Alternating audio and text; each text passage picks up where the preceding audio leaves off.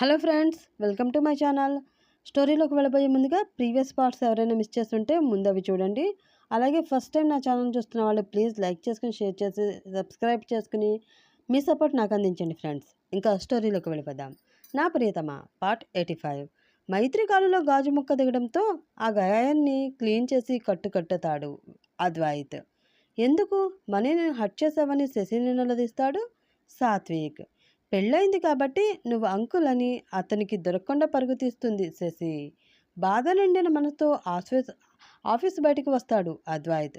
ఆ తర్వాత ఏం జరిగిందో చూద్దాం. బాధగా ఆఫీసు బయటకు వచ్చి మైత్రి గురించి ఆలోచిస్తూ ఉన్న అద్వైత్ భుజంపై ఎవరో చేయి వేయడంతో ఉలిక్కిపడి అటువైపు తిరిగాడు అద్వైత్. అక్కడ అతనే చూస్తూ నిలబడ్డాడు ప్రవీణ్. తన కళ్ళలోని బాధ అతనికి కనిపించకూడదు అని మొహం పక్కకు తిప్పుకున్నాడు అద్వైత్. ఎందుకురా నీలోని బాధ నాకు కూడా తెలియకూడదు అని ప్రయత్నం చేస్తున్నావు? నువ్వు ఎంత దాచినా నీ మనసు పడే బాధ ఏంటో నాకు తెలుసురా. నీకు ఈ విషయం చెప్పకముందే నువ్వు ఈ నిజాన్ని తెలుసుకుని ఎంత బాధపడతావో నేను ఊహించగలిగాను. మైత్రి కాలులో గాజు పంకు దిగితేనే నీ మనసు అంత అల్లాడిపోయి ఒక కంపెనీకి సీఈఓ అన్న సంగతి కూడా మర్చిపోయి మరి స్టాఫ్ అందరి ముందు ఆమె కాలుని పట్టుకున్నావు. అలాంటిది 4 సంవత్సరాలు నువ్వు నీకు తెలియకుండా చేసిన తప్పుకి తను ఎంత నరకం అనుభవించిందో తెలిస్తే నువ్వేమైపోతావురా అని బాధగా అతని కళ్ళలోకి చూస్తూ అడిగాడు ప్రవీణ్. ఆ మాటకి ప్రవీణ్ని సూటిగా చూశాడు అద్వైత్.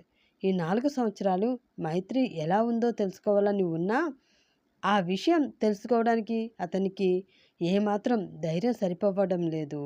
దాంతో గట్టిగా కళ్ళు మూసుకున్న అతనికి మైత్రి తనకి కనిపించిన సంఘటనలన్నీ కళ్ళ ముందు వరుసగా కదలాడుతూ ఉన్నాయి. తాము కలవాలి అని అనుకున్న ప్లేస్ దగ్గర ఆమె కూర్చుని ఏడవడం చూసిన ఆ రోజు అతని మనసు ఎందుకు అంత కలవరపడుతుందో ఈరోజు అతనికి అర్థమవుతూ ఉంటే భరించలేని బాధతో గుండె బరువెక్కింది. ఆ రోజు రాత్రి ఏడుస్తూ వచ్చి తనని మైత్రి హక్ చేసుకున్నప్పుడు తన మనసుకు కావాల్సింది దొరికినట్లు ఎందుకు ఫీల్ అయ్యిందో ఇప్పుడు అర్థమయ్యి తన మనసు గుర్తించిన తన ప్రేమని కళ్ళ ముందే ఉంచుకుని తెలుసుకోలేని అజ్ఞానంలో ఇన్నాళ్ళు తను ఉన్నందుకు తన మీద తనకే కోపం. తన ప్రేమ తనని మోసం చేసింది అని అనుకుని ఇన్ని రోజులు తను గడిపిన జీవితాన్ని తలుచుకుని తన మీద తనకే అసహ్యం వేస్తుంది అతనికి. ఎంతసేపటికి అతను ఏమీ మాట్లాడకపోయేసరికి నీకు ఎంత కష్టంగా ఉన్నా ఈరోజు నీకు అన్ని నిజాలు తెలియాలి అద్వైత్, నాతో రా అని అన్నాడు ప్రవీణ్. ఏమీ మాట్లాడకుండా తనలో శక్తి లేనట్లు ఒక్కో అడుగు వేస్తూ అతను వెనక్కి వెళుతున్నాడు అద్వైత్. అద్వైత్ తనని ఇంటికి వెళ్ళి రెస్ట్ తీసుకోమనడంతో తన బ్యాగ్ తీసుకుని మెల్లిగా తన క్యాబిన్ నుండి బయటకు వచ్చిన మైత్రికి అక్కడ ఉన్న స్టాఫ్ అందరూ కంగారు పడ్డం కనిపించింది. అది చూసి అక్కడే టెన్షన్ పడుతూ ఉన్న నిరుషని ఏమైంది, ఎందుకు అందరూ అంత కంగారుగా ఉన్నారు అని అడిగింది మైత్రి.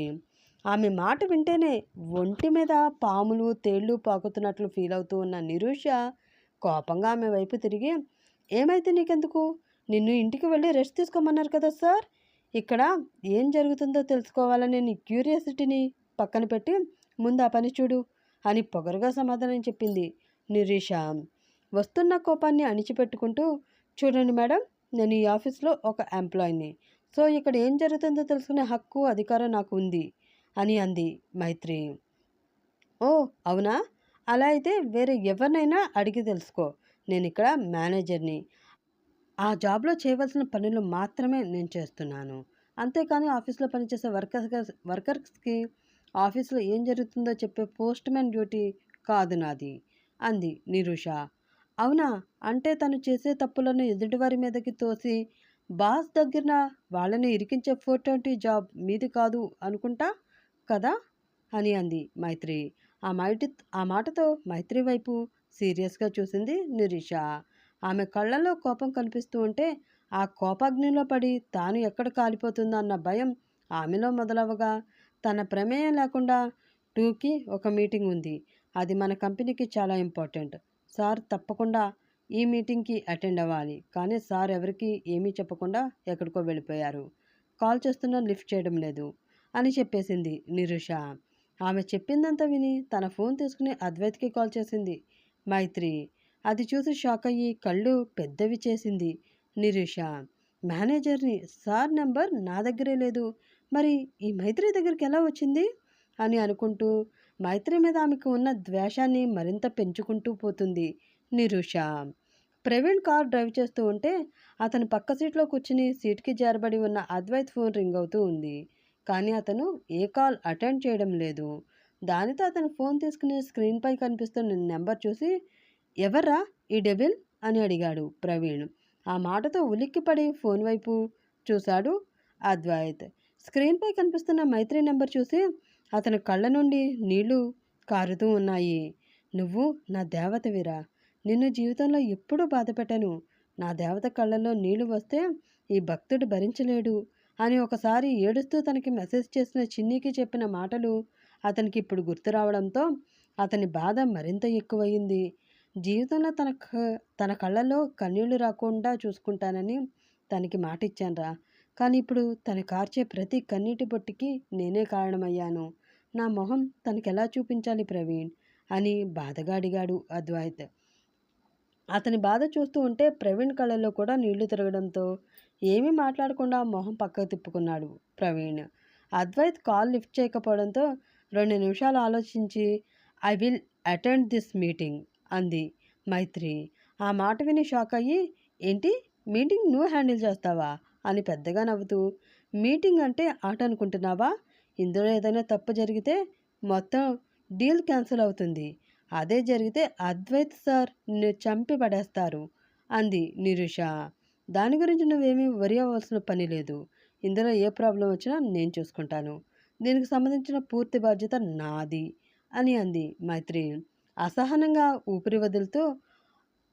ఆఫ్టర్ ఆల్ ఈ కంపెనీలో పనిచేసే ఒక ఎంప్లాయీవి అయినా నీకు ఈ మీటింగ్ అటెండ్ అవ్వడానికి నీకు ఏ రైట్స్ ఉన్నాయి అని అడిగింది నిరీష. నాకు ఏ రైట్స్ ఉన్నాయో చెప్తే నువ్వు ఇక్కడే గుండాకి చేస్తావు అని మనసులో అనుకుని, అది నీకు చెప్పవలసిన అవసరం నాకు లేదు. ఏం చేయాలో ఎలా చేయాలో నాకు బాగా తెలుసు. ప్రస్తుతం నేను పనిచేసే ఈ కంపెనీ పరువు వేరే కంపెనీ ముందు పోకుండా, మా బాస్కి చెడ్డ పేరు రాకుండా చూడడమే నేను ముఖ్యంగా చేయవలసిన పని అని అంది మైత్రి. దీనికి ఎంత చెప్పినా అనవసరం, ఎంత పొగరుగా మాట్లాడుతుంది. అయినా ఇందులో ఏ ప్రాబ్లం అయినా వస్తే మొత్తం దాని మీదకి పోతుంది. అప్పుడు సార్ తన చేతిలో ఊస్టింగ్ ఆర్డర్ పెట్టి మర్యాదగా ఈ ఆఫీస్ నుండి బయటికి వెళ్ళగొడతారు. ఈ ఆఫీస్ నుండే ఇది పోతే దరిద్రం వదిలిపోతుంది అని మనసులో అనుకుని, సరే వెళ్ళు అని అంది నిరూష. నీ బోర్డు పర్మిషన్ ఇక్కడ ఎవరికీ అవసరం లేదు అన్నట్లు ఆమెను ఒక చూపు చూసి ఫైల్ కోసం అద్వైత్ రూమ్కి వెళుతూ మీటింగ్లో తనకి ఫోన్ డిస్టర్బెన్స్ లేకుండా తన ఫోన్ సైలెంట్లో పెట్టి బ్యాగ్లో పెట్టుకుంది మైత్రి. రవి వెళ్ళిన దగ్గర నుండి అతను చెప్పిన విషయం గురించి ఆలోచిస్తూ అతని ఇంటి నుండి వెళ్ళి చాలాసేపు అయింది. ఇంకా ఇంటికి రాలేదన్న సంగతినే మర్చిపోయింది ప్రియా. ఆమె ఆలోచనలు మొత్తం చిన్ను చుట్టూ తిరుగుతున్నాయి. తప్పు చేశాను, జీవితంలో సరిదిద్దుకోలేనంత పెద్ద తప్పు చేశాను. ఏ జన్మలో ఏ పాపం చేశానో ఈ జన్మలో అనాథగా పుట్టి ఎంతో నరకం చూశాను. దానికి మించిన నరకం అద్వైత్తో కలిసి ఉంటూ అతను చూపించే ప్రేమని మోసం చేసి దక్కించుకున్నాను. ఆ ప్రేమ నాది కాదు అని ప్రతిక్షణం నా మనసు గుర్తు చేస్తూ ఉంటే అప్పుడు ఆ క్షణం అనుభవించాను.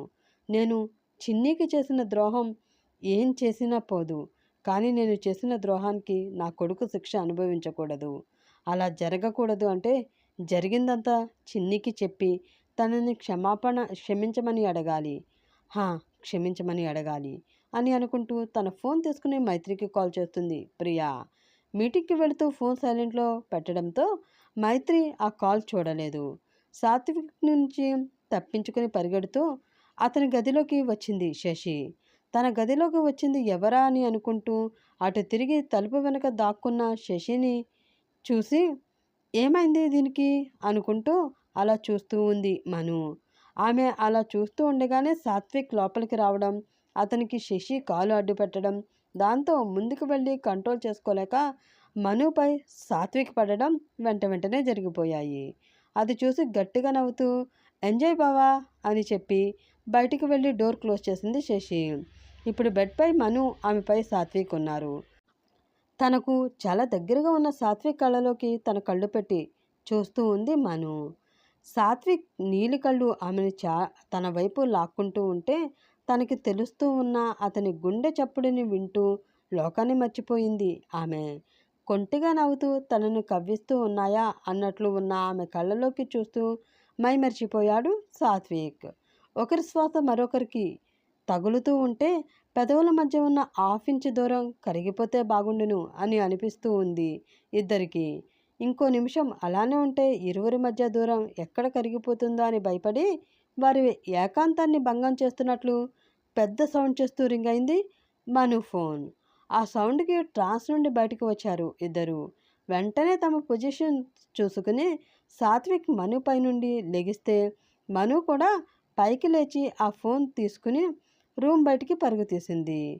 అద్వైత్ ఆఫీస్లో ఫాస్ట్గా వచ్చి ఆగింది అంకిత్ కార్ గ్లాస్ డోర్ నుండి అద్వైత్ ఆఫీస్ చూస్తూ, ఇంకా కొన్ని రోజులే మిస్టర్ అద్వైత్ కృష్ణ, నేను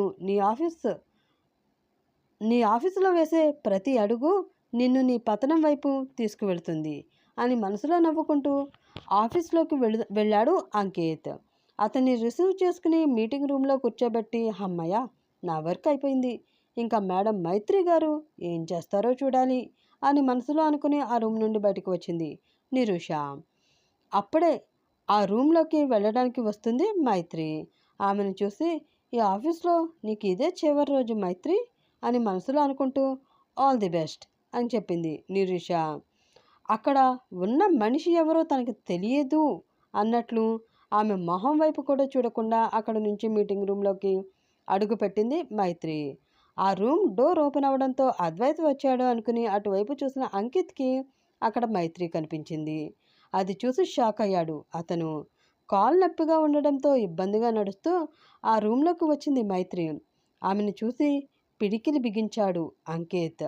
రూమ్లోకి ఆమె రావడంతో, ఏంటి అద్వైత్ సార్ రాకుండా ఈమెవరో వచ్చారు, ఇప్పుడు అంకిత్ సార్ ఎలా రియాక్ట్ అవుతారో ఏంటో అని అనుకుంటూ మనసులో భయంగానే మేడం సార్ అని అడిగాడు మురళి. దాంతో తన ఎదురుగా ఉన్న మురళిని చూసి షాక్ అయ్యి అలా బొమ్మలా చూస్తూ ఉండిపోయింది మైత్రి. ఏంటి అడిగిన ప్రశ్నకి సమాధానం చెప్పకుండా ఈమె ఇలా చూస్తూ ఉండిపోయింది, వినిపించలేదా లేదా వినిపించే సమాధానం చెప్పడం లేదా అని మనసులో అనుకుని, మేడం అద్వైత్ సార్ రాలేదా అని మళ్ళీ అడిగాడు మురళి. ఆ పిలుపుతో షాక్ నుండి బయటకు వచ్చి, సార్కి హెల్త్ అప్సెట్ అవ్వడం వలన రెస్ట్ తీసుకుంటున్నారు, అందుకే ఈ మీటింగ్ని నేను అటెండ్ చేస్తున్నాను అని అంది మైత్రి. ఓకే మేడం, ఇంతకీ మీరెవరు మేడం, ఈ ఆఫీస్లో మీ వర్క్ అని నసుకుతూ అడిగాడు మురళి. గట్టిగా ఊపిరి తీసుకుని వదిలి, ఆయా మైత్రి, వైఫ్ ఆఫ్ అద్వైత్ కృష్ణ. ఈ ఆఫీస్లో నేను డిజైనింగ్ డిపార్ట్మెంట్కి హెడ్గా వర్క్ చేస్తున్నాను. మీరు కూడా మా క్లాత్ బిజినెస్లో కొలాబరేట్ అవ్వాలి అని అనుకుంటున్నారు కాబట్టి నేను ఈ మీటింగ్లో ప్రజెంటేషన్ ఇవ్వడానికి మీకు ఏ అభ్యంతరం లేదు అని నేను అనుకుంటున్నాను. ఒకవేళ మీకు ఏమైనా అభ్యంతరం ఉంటే వెంటనే చెప్పొచ్చు. మీటింగ్ పోస్ట్పోన్ చేసుకుని వేరే రోజు పెట్టుకుందాం అని చాలా కాన్ఫిడెంట్గా చెప్పింది మైత్రి. దానికి మురళి సమాధానం చెప్పే లోపే, మాకు ఎటువంటి అభ్యంతరం లేదు మిసెస్ మైత్రి అద్వైత్ కృష్ణ, ఈ విషయంలో మీరు ఎలాంటి సందేహాలు పెట్టుకోకుండా మీరు మీ ప్రజెంటేషన్ ఇవ్వచ్చు అన్నాడు అంకిత్. థ్యాంక్ యూ సార్ అని అతన్ని ఏ ఫీలింగ్ లేకుండా చూస్తూ చెప్పి ప్రజెంటేషన్ స్టార్ట్ చేసింది మైత్రి. ఆమె చెప్తున్నది ఏమీ కూడా అంకిత్ చెవులను చేరడం లేదు. అతని చూపు మొత్తం మైత్రి మీదనే ఉంది. నాకు ఇంత ద్రోహం చేసి నువ్వు ఎంత హ్యాపీగా ఉన్నావే, అసలు నీలో కొంచెం కూడా గిల్టీ ఫీలింగ్ లేకుండా ఉన్నావు కదా, చెప్తాను ఈ పని అని మనసులో అనుకుంటూ కోపంగా ఆమెనే చూస్తూ ఉన్నాడు అంకిత్. అప్పుడే అతని ఫోన్కి ఏవో నోటిఫికేషన్స్ వచ్చాయి. ఆగకుండా వస్తున్న ఆ నోటిఫికేషన్ సౌండ్స్కి చిరాకు వచ్చి ఫోన్ తీసి చూశాడు అతను. స్క్రీన్పై ఇన్స్టాగ్రామ్లో మైథిలి ఏవో పోస్ట్ చేసినట్లు నోటిఫికేషన్స్ కనిపించడంతో ఆతృతగా అవి ఓపెన్ చేసి చూసి షాక్ అయ్యాడు అతను. కోపంతో అతని పిడికిలి గట్టిగా బిగుసుకుంది. ఇంటికి వెళతానని చెప్పి వాడితో బర్త్డే సెలబ్రేషన్స్ చేసుకుంటున్నావా, నిన్ను అసలు మీ అక్క చెల్లెలు ఇద్దరు ఒకటేనే అని మనసులో అనుకుంటూ తన చైర్లోంచి పైకి లేచాడు అంకిత్. అతను అలా చేయడంతో అయోమయంగా చూశారు మురళి, మైత్రి. ఓకే మిసెస్ అద్వైత్ కృష్ణ, మీ ప్రజెంటేషన్ నాకు బాగా నచ్చింది. మీ బాస్తో మీటింగ్ ఫిక్స్ చేసి చెప్తే ప్రాజెక్ట్ కాంట్రాక్ట్ సైన్ చేసుకోవడానికి వస్తాను అని చెప్పి ఆమె చెప్పేది కూడా వినకుండా కోపంగా బయటకు వెళుతున్నాడు అంకిత్. మీటింగ్ రూమ్లో ఏం జరుగుతుందా అని డోర్ దగ్గర వెయిట్ చేస్తూ ఉన్న నిరూష కోపంగా బయటకు వచ్చిన అంకిత్ని చూసి, ఇతను ఇంత కోపంగా ఉన్నాడంటే మైత్రి ఏదో కొంప ముంచి ఉంటుంది, ఇంకా దానికి ఊస్టింగ్ ఆర్డర్ కన్ఫామ్ అని మనసులో అనుకుని సంబరపడిపోతూ ఉంది ఆమె. అప్పుడే రూమ్ నుండి బయటకు వచ్చి అక్కడ సంతోషంలో తేలి ఆడుతున్న నిరూషని సీరియస్గా చూస్తూ బయటికి నడిచింది మైత్రి. ఆఫీస్ నుండి బయటకు వచ్చి మురళి వస్తుంది కూడా పట్టించుకోకుండా తన కారు తీసుకుని ఫాస్ట్గా వెళ్ళిన అంకిత్ మైథిలి పోస్ట్ చేసిన పిక్చర్స్లో ప్లేస్ ఎక్కడ ఉందో గెస్ చేసి అక్కడికి వెళ్ళాడు. అది ఒక పెద్ద రెస్టారెంట్. ఆ రెస్టారెంట్లో ఒక ఫ్లోర్ మొత్తం మైథిలి కోసం బుక్ చేశాడు దేవ్. ఆ విషయం తెలుసుకున్న అంకిత్ కోపం మరింత పెరిగిపోవడంతో వేగంగా ఆ ఫ్లోర్కి వెళ్ళి చూసేసరికి అక్కడ దేవ్ మోకాల మీద కూర్చుని చేతిలో డైమండ్ రింగ్ పట్టుకుని మైథిలికి ప్రపోజ్ చేస్తూ కనిపించాడు. అది చూస్తున్న అంకిత్ అడుగులు అక్కడే ఆగిపోయాయి. ఒక్కసారిగా అతని గుండె వేగం పెరిగిపోయింది. ఏదో తెలియని ఫీలింగ్ అతన్ని నిలువెల్లా దహించి వేయడంతో మైథిలి అతనికి ఏం సమాధానం చెప్తుందా అని గుండెను అరచేతుల్లో పెట్టుకుని చూస్తూ ఉన్నాడు అంకిత్. దేవ్ ప్రపోజ్ చేస్తున్నాడని మైథిలి అస్సలు ఊహించకపోవడంతో చాలా షాక్ అయింది. ప్రియా మైత్రికి నిజం చెప్పగలుగుతుందా? ఆ నిజం తెలుసుకున్న మైత్రి అద్వైతిని క్షమించి చిన్నుని తన బిడ్డలా చూసుకోగలుగుతుందా? మను సాత్వికులను శశి కలపడానికి ప్రయత్నిస్తుందా, లేక విడదీయడానికి ప్రయత్నిస్తుందా? అద్వైతిని నాశనం చేయడానికి అంకిత్ ఏం ప్లాన్ చేస్తున్నాడు? దేవ్ ప్రపోజల్ని మైథిలి యాక్సెప్ట్ చేస్తుందా? ఒకవేళ అలా చేస్తే అంకిత్ పరిస్థితి ఏంటి? తెలుసుకోవాలంటే మరి నెక్స్ట్ ఎపిసోడ్ వరకు వెయిట్ చేస్తూనే ఉండాలి ఫ్రెండ్స్. వెయిట్ చేస్తూ ఉండండి. అలాగే ఈ ఎపిసోడ్ నచ్చినట్లయితే ప్లీజ్ లైక్ చేసి షేర్ చేసి నా ఛానల్ సబ్స్క్రైబ్ చేసుకుని సపోర్ట్ అందిస్తారని ఆశిస్తూ ఇంక సెలవు తీసుకుంటున్నాను. రేపు నెక్స్ట్ ఎపిసోడ్లో కలుసుకుందాం. అప్పటి వరకు సెలవు. Bye. Have a nice day friends.